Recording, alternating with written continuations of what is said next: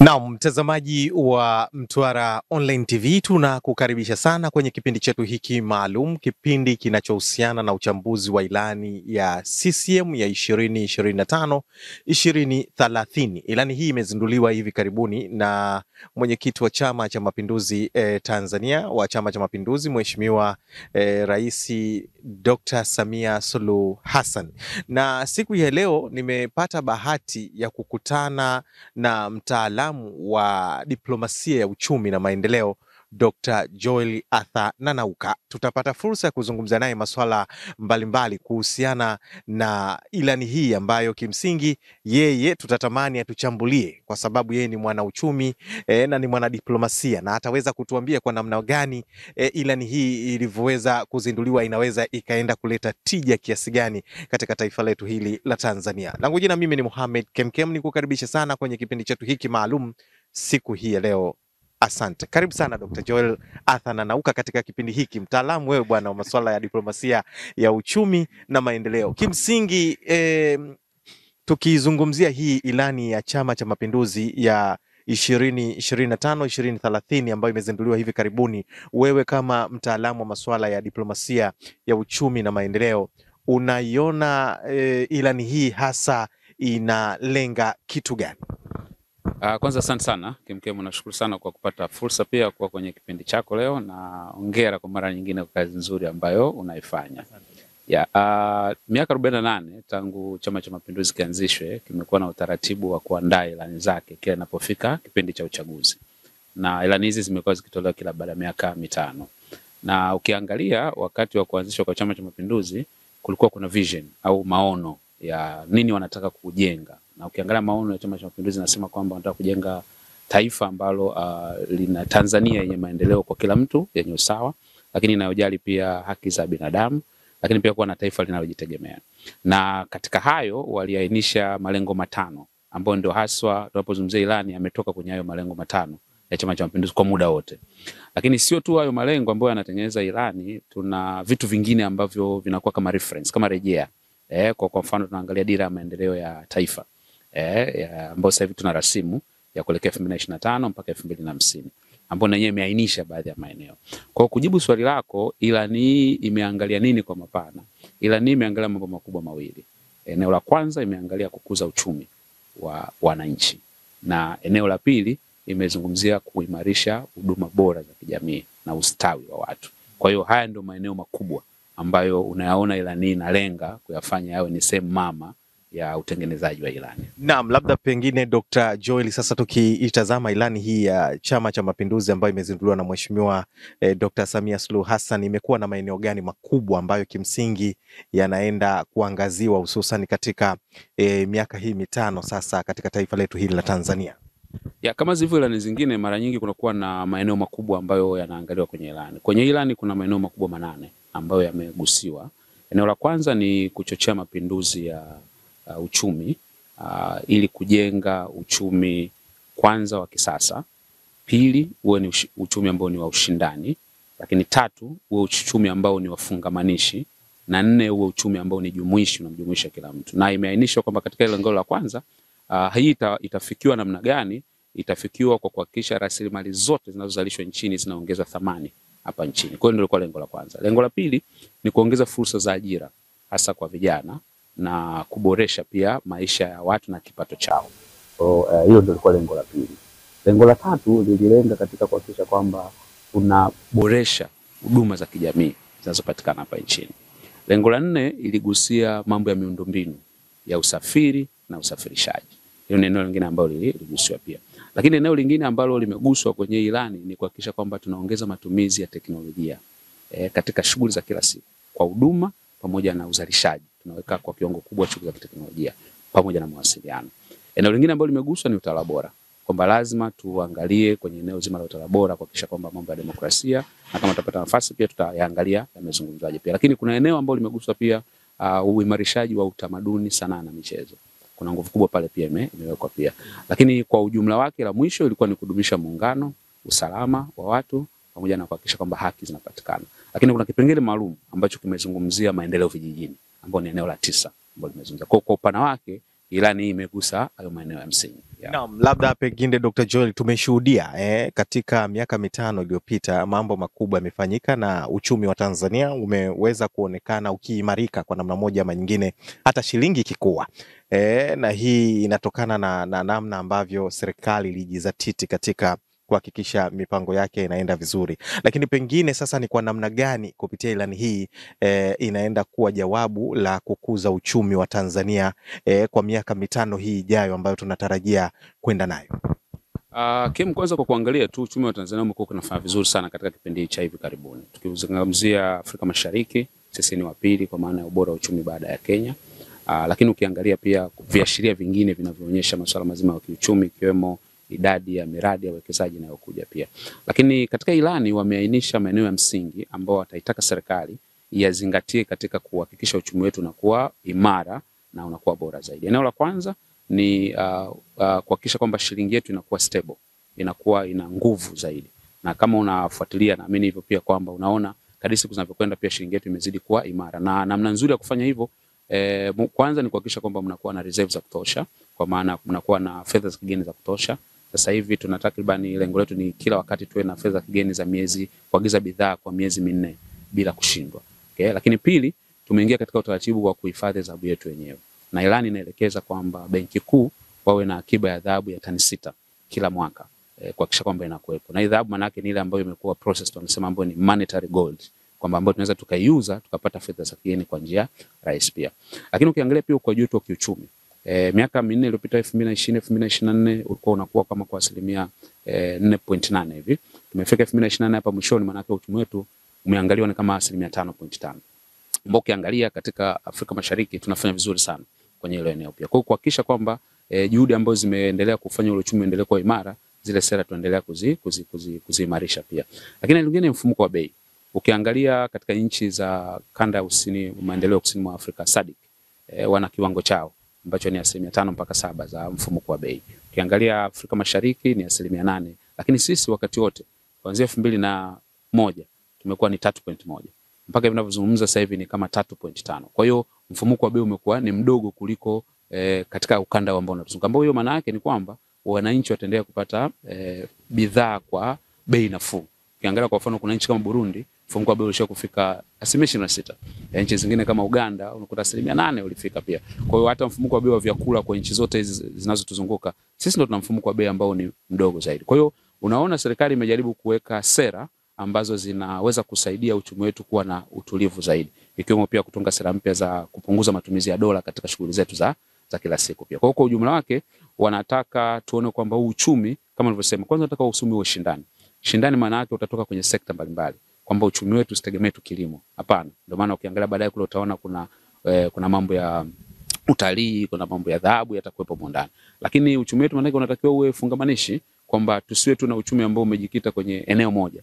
Tuwe tuna namna uchumi huu unajenga uchumi mwingine, una muunganiko na uchumi mwingine. Tunapozungumza viwanda vya kuchakata na mambo yanafana hivyo. Lakini cha muhimu zaidi katika kujenga uchumi ambacho nimekipenda kwenye ilani ni kwamba uchumi ujumuishi, kwamba aliyesoma na asiyesoma afaidike na matokeo ya uchumi, aliye kijijini na aliye mjini afaidike na matokeo ya kiuchumi. Na ukiangalia zile sekta zote tukija kuziangalia, utagundua zimegusa makundi yote bila kujali jinsia, bila kujali upande wa nchi ni wapi, kusini, mashariki au katikati, au bila kujali uwezo wa kielimu na uwezo wa kiuchumi. Na mtazamaji, tupo na Dr. Joel Arthur Nanauka. Yeye ni mtaalamu wa masuala ya diplomasia ya uchumi na maendeleo, na siku ya leo tunaichambua ilani ya Chama cha Mapinduzi ya mwaka 2025-2030. Na katika mazungumzo yetu siku hii ya leo, Dr. Joel, tumeona kwenye ilani ya Chama cha Mapinduzi imegusia katika masuala ya sekta ya kilimo, na sekta ya kilimo nchini umeona namna ambavyo imekuwa na mapinduzi ya aina yake, na tumeshuhudia hata wakulima wa mazao tofauti wamekuwa wakijinasibu katika kuishukuru serikali, ikiwemo wakulima wa korosho ambao wapo katika mkoa wetu wa Mtwara. Pengine sekta ya kilimo inaenda kuleta tija kiasi gani kwenye ilani ya chama hii cha Mapinduzi ambayo tunaizungumzia hii miaka mitano ijayo? Asante Kim. Kwa ujumla wake, kwa miaka michache iliyopita sekta ya kilimo imepewa nguvu kubwa sana kuliko kawaida. Kipindi cha nyuma, kwa mfano nikichukulia bajeti ya 2020-2021, bajeti ya kilimo kwa mwaka kwa tunasema kama bilioni 298 hapo. Leo tunazungumza bajeti ya kilimo iliyosomwa hivi karibuni ni trilioni 1. Kwa unaweza ukaona kwamba serikali na Chama cha Mapinduzi kwa ujumla imeweka kilimo kama ni moja ya kipaumbele. Na leo kilimo kinachangia kwenye pato la taifa 26%, ikifuatiwa na ujenzi pamoja na madini ikiwa ni ya 3. Kwa hiyo unaona kwamba kuna juhudi za makusudi za kuhakikisha kwamba kilimo kunakuwa na mapinduzi makubwa sana. Kwa sababu kilimo kimeajiri pia watu wengi na watu wengi wetu wanashughulisha na masuala ya kilimo. Sasa ilani inasema nini kwenye hilo? Kuna mambo ambayo yalifanyika kwenye ilani iliyopita ambayo ni endelevu. Kwa mfano, kuna eneo la kwanza ambalo linazungumzia kutumia umwagiliaji. Ukiangalia kwenye miaka 4 iliyopita, eneo la umwagiliaji halikuwa kubwa sana. Tulikuwa tunazungumzia kama 600,000 mpaka kutoka 2021 ilikuwa hekta 600,000. Mpaka 2024 ni hekta kama milioni kasoro 900,000 hivi kasoro. Kwa hiyo ilani inasema kwamba wanataka kuhakikisha kwamba miaka 5 ijayo kuwe na hekta milioni 5 ambazo zinamwagiliwa. Hii maana yake ni kwamba kukabiliana na mabadiliko ya hali ya hewa na kuhakikisha kwamba wakulima wetu hawategemei mvua katika kupata kipato chao na kuongeza tija katika kilimo chao. Lakini eneo lingine ambalo la muhimu zaidi ni namna ambavyo watagawa matrekta 10,000. Katika miaka 5 ijayo kuna matrekta 10,000 yatagawiwa kwa wakulima. Na sio tu yatagawiwa, lakini pia unaona kuna mradi wa kuhakikisha kwamba wanaongeza maafisa ugani watakuwa wanawasaidia kuwapa ushauri wale wakulima. Na kutakuwa kuna vituo maalum vya vifaa vya kilimo kwa wale ambao hawatapata vifaa vya kilimo, wao wanaweza kwenda kuazima pale. Kwa kama wanakodisha wanaenda kulima. Hizo tunaziona ni juhudi. Lakini angalia kwa mfano matumizi ya mbolea. Kwa mfano mwaka 2001, 2020, 2021 ni kama ekari 600,000 zilikuwa zinatumika kwa ajili ya kilimo. Kwa ajili ya tani 600,000 ilikuwa inatumika kama mbolea. 2024 tumeona mbolea inatumika karibu milioni 1.2 tani 200,000. Sasa serikali kwa mfano imetoa kodi ya ongezeko la thamani kwa uzalishaji wa mbolea wa viwanda vya ndani ili kuhakikisha kwamba wananchi wanapata mbolea kwa kiwango kidogo zaidi. Lakini pia imeondoa kodi kwa mfano kwenye viuatilifu. Tumeona kwenye bajeti ya juzi. Na hiyo yote tunaona kwenye ilani imesema pia kwamba kuhakikisha kwamba vitu vyote vinavyohusiana na kilimo vinaondolewa gharama ili wakulima vipate kwa urahisi. Kwa hiyo kwa ujumla wake unaona kwamba serikali imedhamiria kuhakikisha kwamba kuna nguvu kubwa inayotumika kwa ajili ya kuhakikisha wananchi wanapata vitu kwa bei nafuu vinavyohusiana na kilimo. Hata mbegu kwenye ilani imeelekeza kwamba kwa una utafiti mkubwa wa mbegu. Na ukiangalia Wizara ya Kilimo, moja ya sehemu kubwa ya bajeti wameweka ni kwenye utafiti ili kuhakikisha kwamba wanapata mbegu bora zenye tija na kwa bei nafuu kwa wananchi. Kwa hiyo kwa ujumla ilani imetolea kilimo jicho kilimo kama ni sekta mama zaidi katika kuhakikisha kwamba inapata mabadiliko. Naam, labda pengine Dr. Joel, sasa tukiangazia kwenye sekta ya madini, na tumeshuhudia kwamba sekta madini imekuwa na mapinduzi ya aina yake. Kuna wachimbaji wakubwa na wadogo wakipewa kipaumbele katika namna kuweza kuleta tija katika sekta hii ya madini. Lakini ilani inagusa nini hasa kwenye sekta ya madini katika miaka 5 hii ya Chama cha Mapinduzi endapo watapata fursa ya kuingia madarakani? Kwa miaka mingi iliyopita watu wamekuwa wakilalamika na wananchi tukizungumza kwamba tunaona sekta ya madini bado haitunufaishi kama inavyotakiwa kutunufaisha. Ilani iliyopita ikalenga kuhakikisha kwamba sekta ya madini inakuwa kwa kiasi kikubwa na inakuwa na mchango mkubwa sana. Leo sekta ya madini inachangia asilimia kama 10.2 hivi za pato la taifa. Ni sekta ya 3 kwa kuchangia. Ilani inataka kuhakikisha kwamba hii sekta inaendelea kukua kwa asilimia 7 kila mwaka. Yaani ukuaji wake unazidi kuwa mkubwa. Na kuna mambo ambayo imependekeza kwenye ile ilani. Cha kwanza ni kuhakikisha kwamba inaendelea kuboresha wachimbaji wadogo, kuendelea kuwapatia vifaa, lakini pia kuweka mazingira na sera rafiki ambazo zinaweza kuwasaidia pia. Lakini eneo la pili ambalo kwangu mimi nimeona ni la muhimu sana ni kwamba ili uchimbe madini kuna utafiti unafanyika. Sasa hivi kwa ardhi ambayo ina madini hapa nchini ni asilimia 16 tu imeweza kupimwa. Kwa hiyo ilani inasema kwamba itakapofika 2030 asilimia 50 ya maeneo ya madini iwe imeweza kupimwa na kupewa leseni. Maana yake ni kwamba tutaongeza wigo wa eneo ambalo madini yanapimwa pia. Madini yanachimbwa pia. Lakini eneo lingine ni kuna madini ambayo tunaita strategic minerals and rare earth resources. Kwamba au rare earth minerals. Kama umeona ugomvi wa Trump na Ukraine, alikuwa anajaribu kuambia kwamba anataka ile madini ya dimu ingie mkataba awasaidie kupigana na Russia, afu yeye akachimbe madini ya dimu. Sasa Tanzania tunayo madini ya dimu. Kwa hiyo ilani imeelekeza kwamba uchimbaji wa yale madini ya dimu mambo mawili yafanyike. Moja, ihakikishe kwamba Watanzania wanahusika, aidha wawezeshe au kama wawezi waingie ubia, lakini asiwepo mgeni peke yake ambaye anachimba. Lakini pili, yale madini yachakatwe hapa nchini kabla hayajasafirishwa. Kwa unaona inalenga kuhakikisha kwamba tunafaidika na swala zima la madini kwa kiwango kikubwa. Lakini pia ilani imeelekeza kwamba kuongeza au kupunguza utoroshaji wa madini kwa 75%. Bado madini yetu yanatoroshwa kwa kiwango kikubwa sana. Kwa hiyo mikakati iwekwe, utoroshaji wa madini upungue kwa 75% ili sisi tuendelee kufaidika. Lakini kingine ni uendelezaji wa ujengaji wa masoko ya madini kwenye maeneo mbalimbali. Kama tunavyoona yako maeneo mbalimbali ambapo masoko ya madini yapo. Na nilichopenda pia kingine ni uanzishwaji wa kituo maalum cha uzaji wa Tanzanite kule Mererani. Kwa hiyo wamekubaliana kwamba wataanzia CET pale Mererani na Tanzanite hiyo inaweza kwa kujua kwamba Tanzanite ndio madini ambayo yanapatikana nchini pekee na yapatikane mahali pengine popote. Lakini kikubwa kemo ambacho wanakiona ni kuhakikisha kwamba sekta madini inaajiri watu wetu.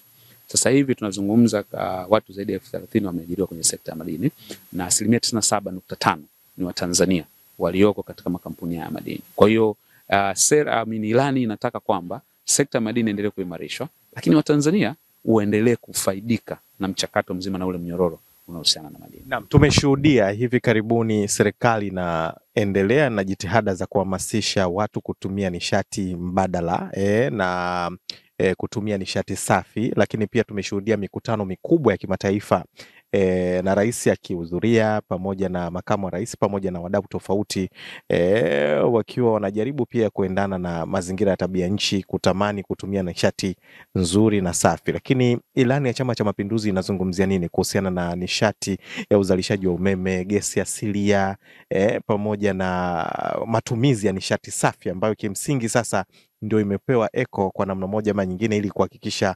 Watanzania sasa tunabadilika katika matumizi ya nishati za zamani ambazo zilikuwa zinatuhangaisha katika kuchochea maendeleo katika nchi yetu ya Tanzania. Kwanza hapa naanza kwenye umeme kwa sababu kweli kwamba hakuna mapinduzi ya viwanda kama nilivyosema, hii ilani inalenga kwenye mapinduzi ya viwanda zaidi. Kwa hiyo hakuna viwanda bila kuwa na umeme pia. Kwa kama tunavyoona kwenye ilani iliyopita ilielekeza kwamba kuwe na uzalishaji umeme uongezeke na tunaona umepanda kutoka megawati 1,100 na kitu mpaka sasa hivi ni kama 3,000 baada ya bwawa la Nyerere kuingiza megawati zaidi ya 2,000 kwenye grid ya taifa. Kwa hiyo katika ilani hii inaelekeza kwamba kwanza kuwe na utafiti zaidi wa vyanzo vya umeme ukiacha tu chanzo cha umeme wa kutumia maji au gesi. Maana tuna thermal energy, umeme unatokana na joto la ardhini, lakini pia umeme wa upepo ambao kule maeneo ya Singida wameshaanza kufanywa utafiti pia. Kwa hiyo inaelekeza tuwe na vyanzo mbalimbali vya umeme. Na sasa hivi kama nilivyosema tuna megawati 3,000. Lengo la miaka 5 ijayo ni tuzalishe megawati 8,000. Tujitosheleze, lakini tuwe na uwezo pia wa kuuza maeneo mengine na kuhakikisha kwamba kila kiwanda kinachohitaji umeme kinafanikiwa kuwa na umeme. Kwa upande wa wananchi sasa, unaweza kuona kwamba usambazaji wa umeme kwa mfano vijiji vyote vya Tanzania mwaka 2021 ni vijiji 8,000 vilikuwa vina umeme. Leo 2024 vijiji vyote 12,000 vimeweza kuenezewa umeme. Kwa hiyo vijiji vyote vinavyo. Kwa hiyo ilani inaelekeza sasa tushuke twende kwenye vitongoji. Tanzania vitongoji jumla 64 na kama nusu yake kama 34 vimeshawekwa umeme. Kwa hiyo ilani inataka miaka 5 ijayo vitongoji vilivyobakia 34 vingine umeme huo umefika kwenye maeneo husika. Kwa hiyo unaona kwenye eneo la nishati ya umeme imekaa namna hiyo. Lakini upande wa gesi tuna miradi mikubwa ya gesi asilia. Moja uko Lindi, mradi wa liquefied natural gas ambao unaendelea, ni mradi mkubwa sana wa zaidi ya trilioni 80, wengine wanakadiria trilioni pengine 102. Mradi mkubwa sana. Kwa hiyo kwanza ni kuendelea kuhakikisha kwamba wawekezaji wanapatikana ili ule mradi uweze kukamilika, ambao utaingiza umeme mkubwa sana pia katika grid ya taifa pia. Lakini yako matumizi pia ya gesi kama ulivyosema, gesi nyingine ambayo inatumika kwenye magari pamoja na kupikia, tunaita CNG. Na kama unavyojua Tanzania tumekuwa champion katika nishati safi na mikutano mikubwa pia imefanyika hapa na nchi yetu imetambuliwa pia katika ile eneo. Kwa ilani inataka kwamba itakapofika mwaka 2025 20% ya magari iwe yanatumia gesi. Kwa maana kwamba kuondoa sasa, kwanza inapunguza gharama ya uendeshaji, lakini pili itaondoa uchafuzi wa mazingira. Lakini pia 80% ya matumizi yetu ya jikoni na kupikia yawe yanatumia gesi asilia.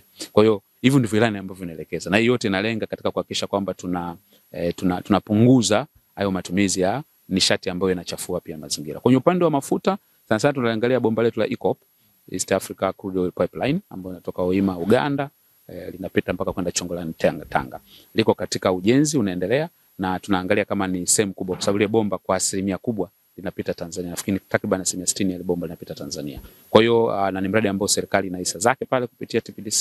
Kwa hiyo tunaangalia pia uzalishaji wetu wa crude oil, mafuta ghafi, tuone tunavyoweza kuboresha ile eneo. Kwa hiyo kwa ujumla wake ilani imegusa maeneo yote ya nishati ambayo nafikiri yangeweza kuwa ni ya muhimu zaidi katika uchumi wa nchi.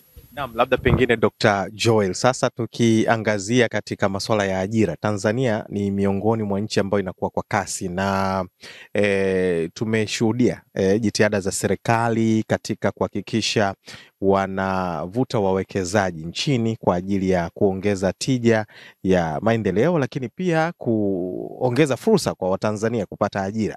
Changamoto ya tatizo la ajira kwa nchi yetu ya Tanzania linaenda kuwa na mwarobaini wa aina gani katika ilani hii ya Chama cha Mapinduzi? Kwa sababu tumeshuhudia changamoto ipo, na pengine sasa ilani inaenda kujibu nini kuhusiana na changamoto la tatizo la ajira kwa vijana? Ajira vijana ni tatizo ambalo alikuwa peki, na nimefurahi kwamba ilani imeipa kipengele maalum kuchochea fursa kwa ajili ya ajira kwa vijana pia. Of course inagusa pia na wanawake, watu wenye ulemavu na vitu kama hivyo. Lakini ilani iliyopita ilikuwa na lengo la kuzalisha ajira milioni 8 na ilifanikiwa kuzalisha ajira milioni 8 na kama 84 hivi. Lakini changamoto iliyotokea katika tathmini ilionekana kwamba asilimia kubwa ya ile ajira ilizalishwa katika sekta isiyo rasmi. Yaani sekta rasmi ilizalisha 13% tu, afu sekta isiyo rasmi ilizalisha 87%.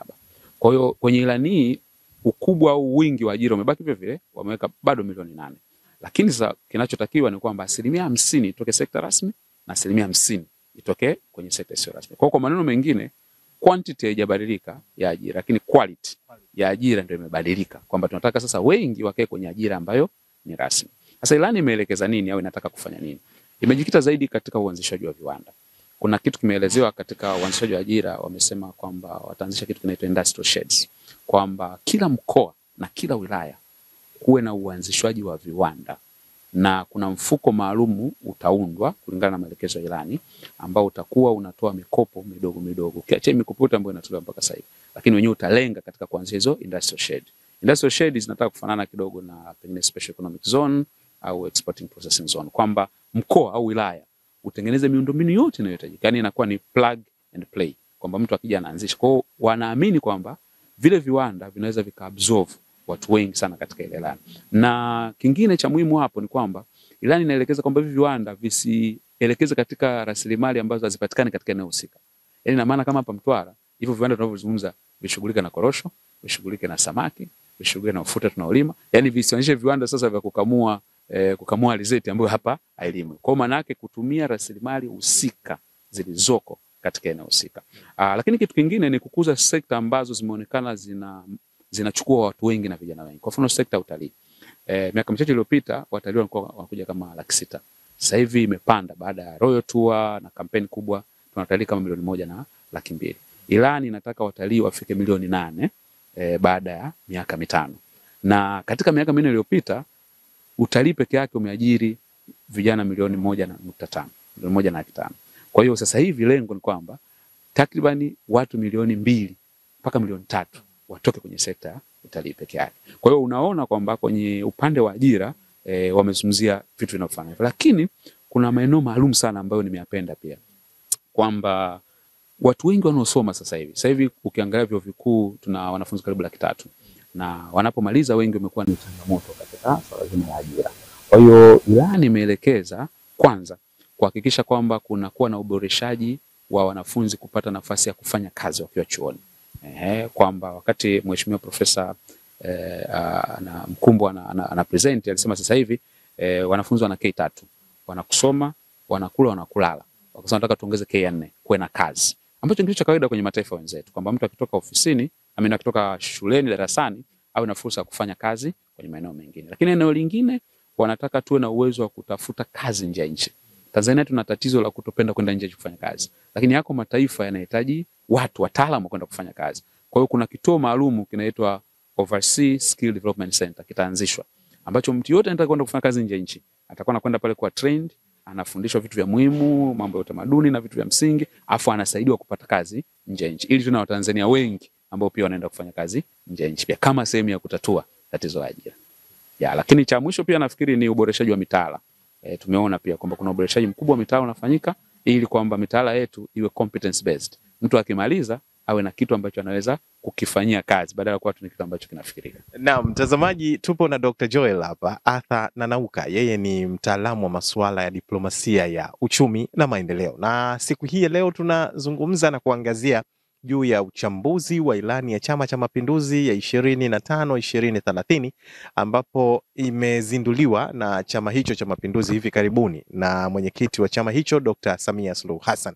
Lakini tukijaribu kutazama Dr. Joel, tumeishuhudia serikali na ilani iliyopita ilivyoweza kutekeleza masuala ya elimu pamoja na afya, na tumeona mikoa mingi zimejengwa shule za kutosha, tumeona mikoa mingi zimejengwa hospitali za kutosha, zahanati za kutosha, vituo vya afya vya kutosha wakipeleka, lakini changamoto imekuwa pia watumishi pia. Yani tunashuhudia, tunaviona vitu vingi lakini watumishi wanakuwa ni changamoto. Je, pengine ilani hii ya Chama cha Mapinduzi ya 2025 inaenda kujibu nini kwenye upande wa masuala ya elimu pamoja na afya? Kwanza eneo la elimu limekuwa likipewa kipaumbele kikubwa sana sasa hivi katika hata bajeti za serikali. Kwa ukiangalia hata bajeti iliyopita hapa juzi, unaona sekta ya elimu ni kati ya sekta ambazo zimewekewa pesa nyingi sana. Na utakumbuka hata wakati tumepata zile fedha za uviko kupunguza makali ya corona, fedha nyingi pia zilipelekwa kwenye elimu. Kwa hiyo naweza nikasema kwamba Chama cha Mapinduzi kimekuwa kikiangalia sekta ya elimu kama sekta pia ya muhimu katika kubadilisha maisha ya watu. Na labda tukemu ni kukumbushe kwenye rasimu ya dira yetu ya taifa 2025-2050, miaka 25 ijayo, inalenga kwamba Watanzania wote ikifika 2050 kila Mtanzania awe na uwezo wa kuwa angalau ameweza kufika kidato cha 4. Yaani kidato cha 4 ndio inakuwa ndio kama standard ndogo zaidi ya elimu pia. Lakini katika Watanzania wanne, Mtanzania mmoja anatakiwa awe tayari ana shahada, awe na degree. Maana yake 25% ya Watanzania wawe tayari wana uwezo wa kuwa na degree kwa miaka 25 ijayo. Kwa hiyo ilani hii sasa imejaribu kuangalia kabla ya miaka 25, hii miaka 5 iliyoko sasa hivi tunafanya nini? Cha kwanza ni kile ambacho kimefanyika na kinaendelea kufanyika. Serikali imekuwa ikihudumia au ikigharamia gharama elimu ya kuanzia chekechea mpaka kidato cha 6. Kwa elimu ya sekondari kama tunavyosema imekuwa bure. Na budget imekuwa kubwa sana katika ile eneo. Na ukiangalia ilani sasa hivi imeelekeza pia katika ubora, kwa maana kwamba sio tu kuwa na majengo, imeangalia pia namna ya kuboresha maslahi ya walimu.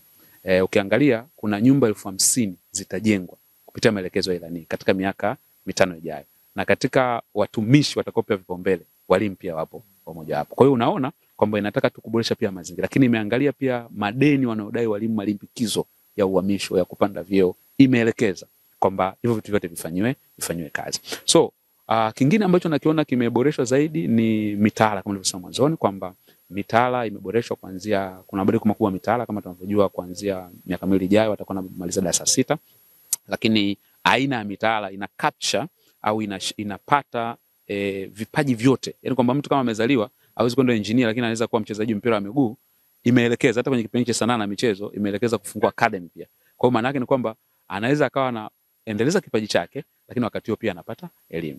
Lakini kingine kikubwa ni dedication ambayo ilani imeendelea kuitoa kwamba mikopo ya elimu ya juu serikali iendelee kuihudumia.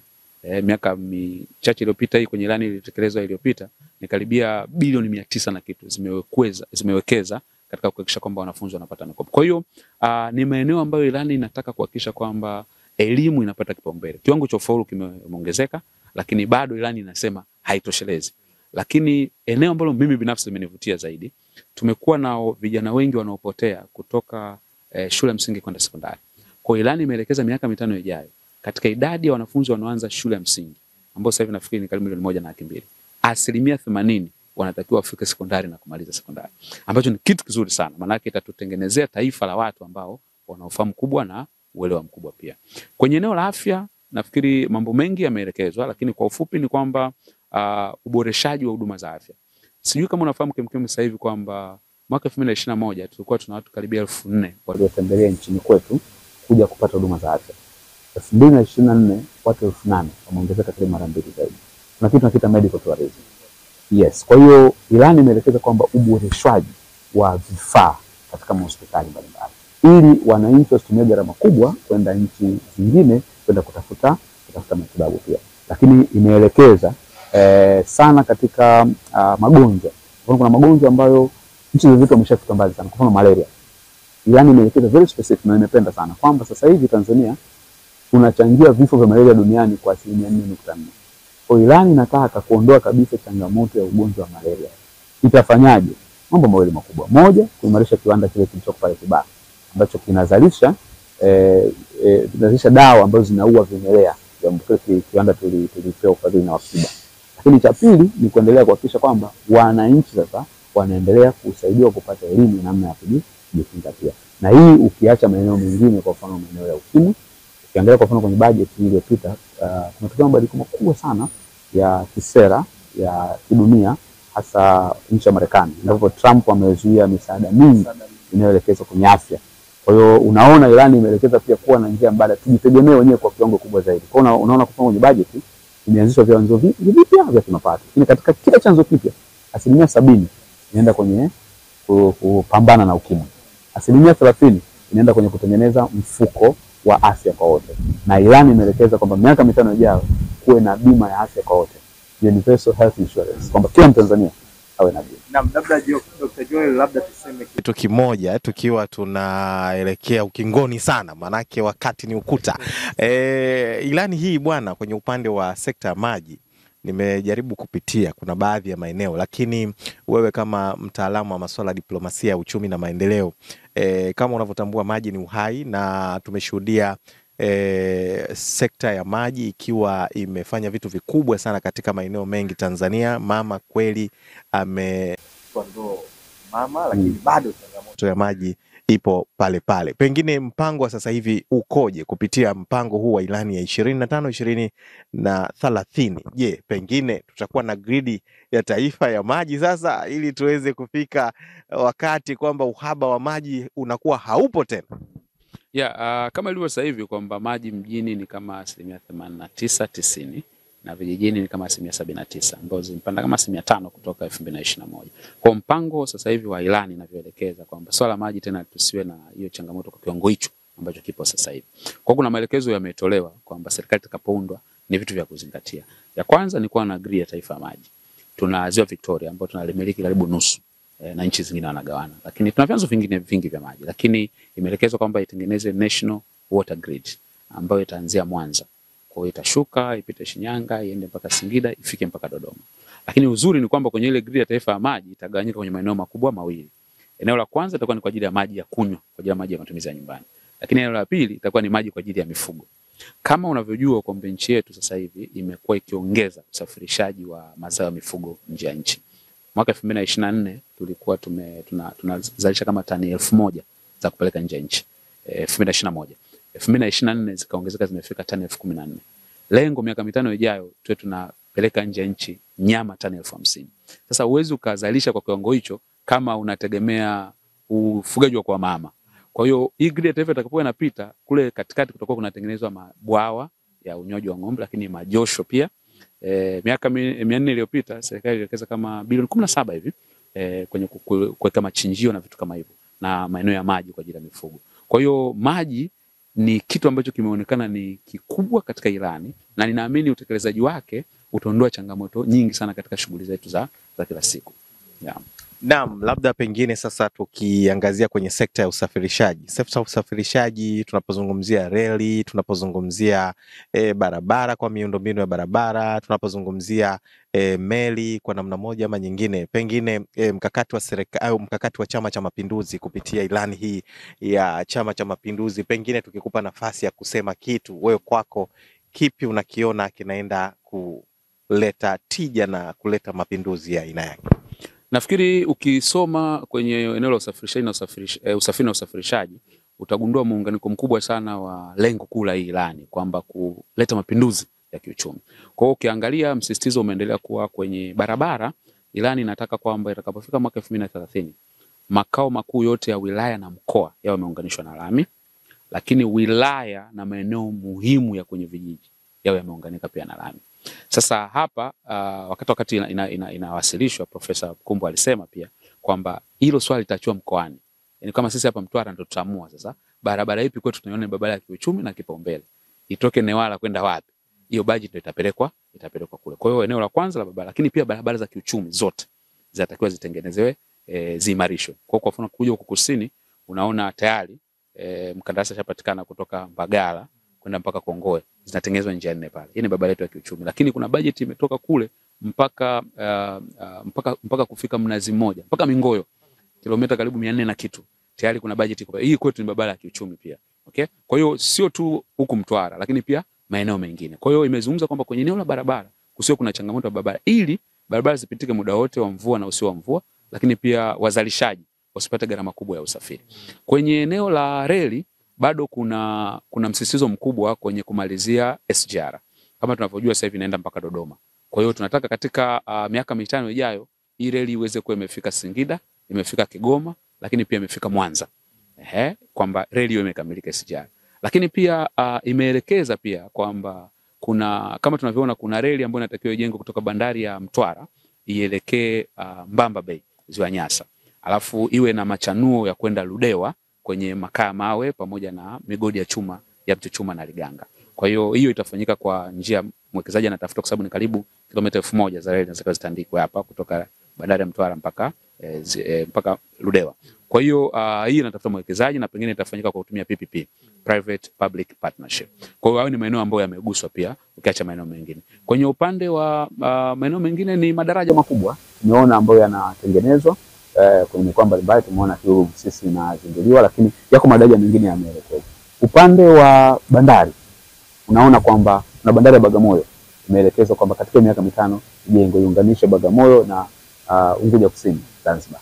Lakini nimefurahi pia bandari ya uvuvi ya Kilwa inatakiwa ikamilike ili tuwe na uwezo wa kufanya uvuvi kwa kiwango kubwa na kuhakikisha kwamba tunatumia uchumi wa blue katika kuhakikisha kwamba tunapata mafanikio makubwa sana.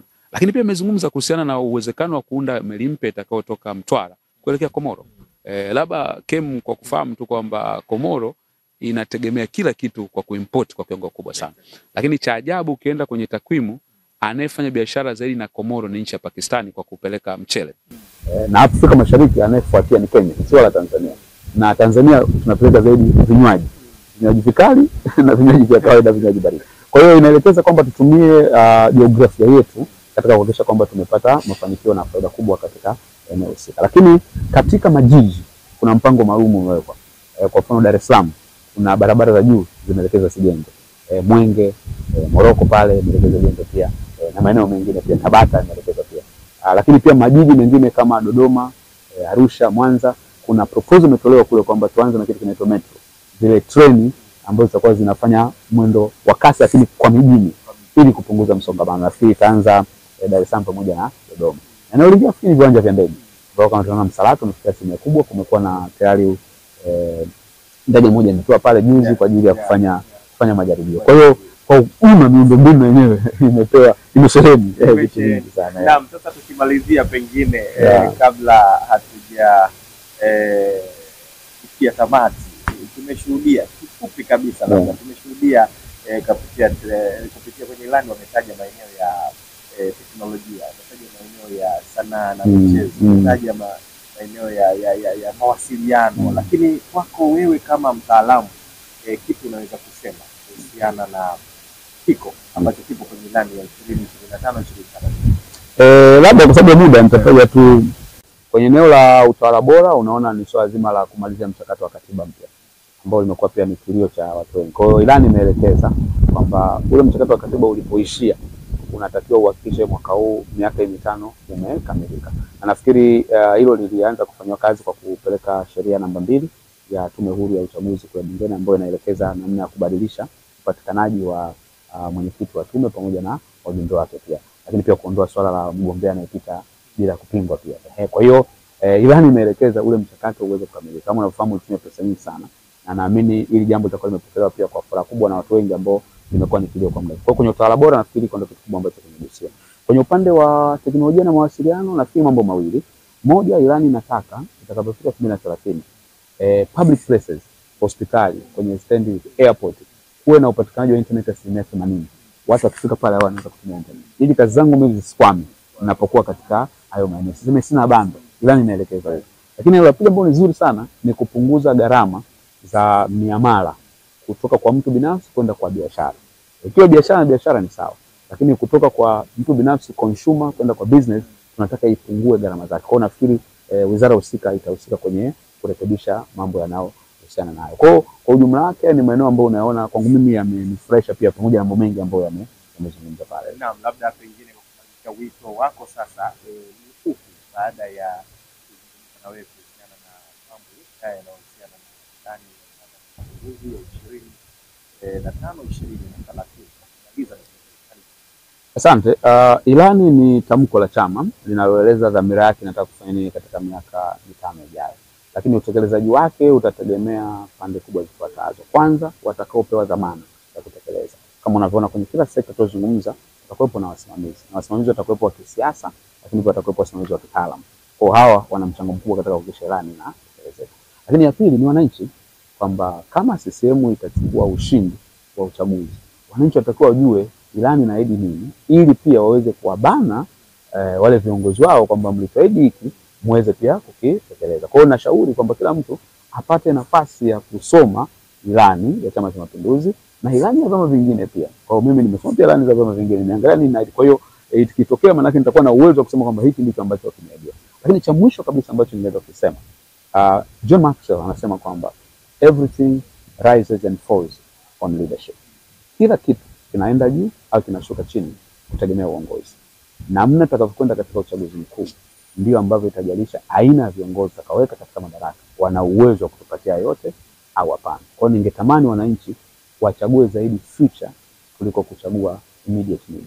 Wachague zaidi kesho kuliko kuchagua leo, ikiwa ni njia ya kuibadilisha Tanzania. Mimi ninaamini Tanzania inaweza kuwa bora na likawa taifa imara kwa kutumia mikakati ambayo imeainishwa katika ilani. Nikushukuru sana Dr. Joel na karibu tena. Nashukuru sana. Leo hii hakika tumepata kitu kutoka kwako. Nashukuru sana na nakutakia kila heri. Endelea kufanya kazi nzuri. Asante sana. Asante sana.